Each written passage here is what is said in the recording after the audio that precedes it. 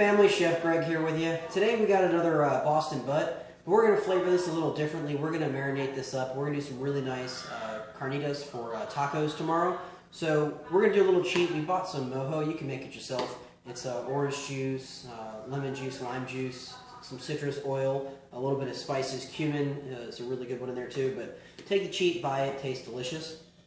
And also too, we inject this. The injector we have only has, it's made out of metal on the bottom, but only one port on the bottom. Be careful if you buy one that's got a couple holes in it. It's a great way to get a shower as you're trying to inject your roast here. So we're going to score this fat just a little bit to help it render out, because I'm not going to wrap this at all. I'm going to let this go unwrapped, and I really want to render that fat out. And we're going to season this up with screaming pig rub. But first, we're going to grab our mojo and inject probably about 2 cups or so. So kind of inject, pull up a little bit. Okay, and a little leak out. We'll let this marinate in the fridge. We'll put it on later on tonight, but we'll let this marinate for probably 12 hours or so. But this is a great way to season your meat from the inside out. We will make sure it doesn't splatter at you, I promise. Still filling up the thing. Mm-hmm. The splatter sure does. It's kind of like you're shotting into it. Yep, we're giving it a shot of deliciousness. We're like shotting the juice out and making it explode. We are. Make sure you don't have too much in it.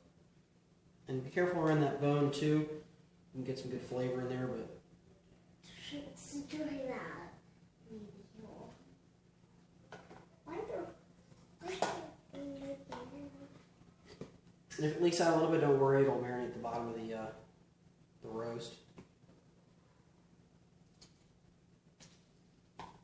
We've got almost about 2 cups in here.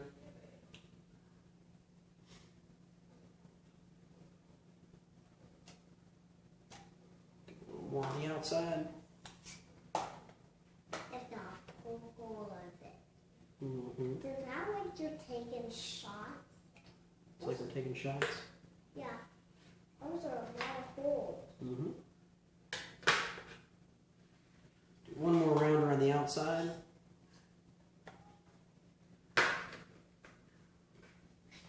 It's like you're sucking. Why are you using that stuff? Let's not this out. Alright. So we'll go ahead and get this seasoned up. Okay. We're going to use the screaming pig rub. Screechy. Shake, shake, shake. Shake, shake, shake. We'll be pretty liberal with this again. Shake it off. Shake it off. Shake, shake, shake it off. Shake it up. Shake it up. Shake it up. Shake, shake, shake it. Shake it up. Be careful when you rub it in, don't push down, because you don't want to squeeze that mojo out of the roast. There's something in it. Alright, so I'm going to put this back in the fridge. This will hang out for about 12 hours. And then, what are we going to do? See you tomorrow on the Rec Tech. We'll see you at the Rec Tech. Alright, our pork butt has gone 17 hours.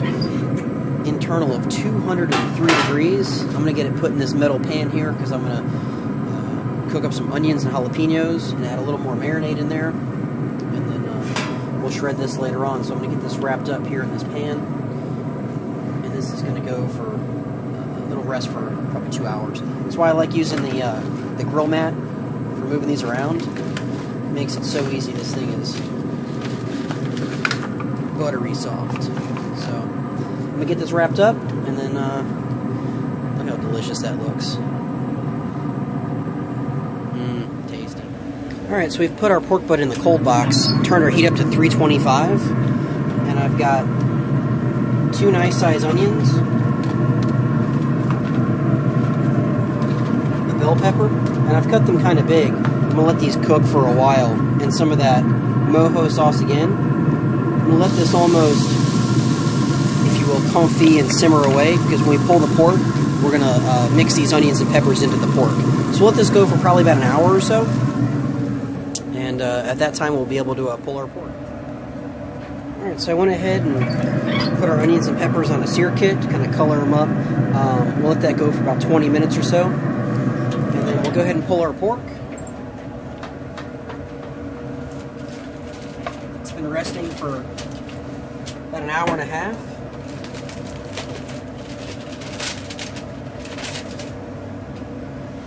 Looks and smells great. So we'll just do this right on the front shelf here. I got an extra pan here just so I can take off some of that fat cap.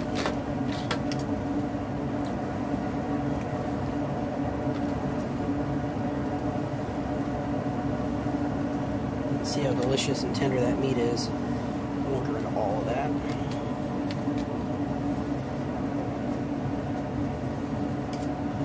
I'm just take a fork, tongs, just kind of turn this up. Here's that money muscle right there. That's tasty. This bone is coming right out. Super clean.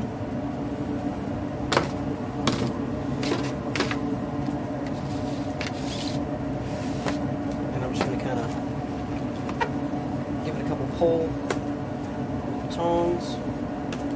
If I see any big pieces of fat, I'll just pull them out.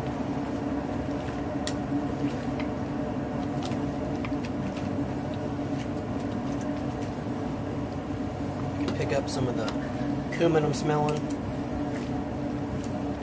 And what we'll do is right before we serve these, we'll put this back on the sear kit in a little bit to get the outside kind of crispy crunchy, and then we'll serve this on some warm tortillas with those peppers and onions, and we'll have really nice carnitas. So that looks pretty fantastic if you ask me. I don't want to get it too shredded. Good sized chunks.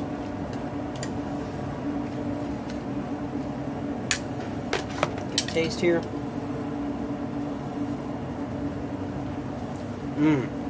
Delicious. Peppers and onions are looking really tasty. Put those back in this cast iron skillet here to keep these nice and warm. Now what really makes carnitas really tasty is the pork is got a little crust on the outside, but really it's soft and tender on the inside. So what we're going to do is we're going to take some of that pulled pork and put it. It's great having that cold box, as you can just pull this right out. Put some of that pork on that flat top over those onions and peppers. Let that get kind of crusty on the outside, so maybe 3-4 minutes, and we'll put it in a nice warm tortilla. Alright, let's go ahead and build a carnita. So never eat a non-toasted tortilla. Make sure you take the time. See, look at that crust on there. That's what you're looking for. Some peppers and onions.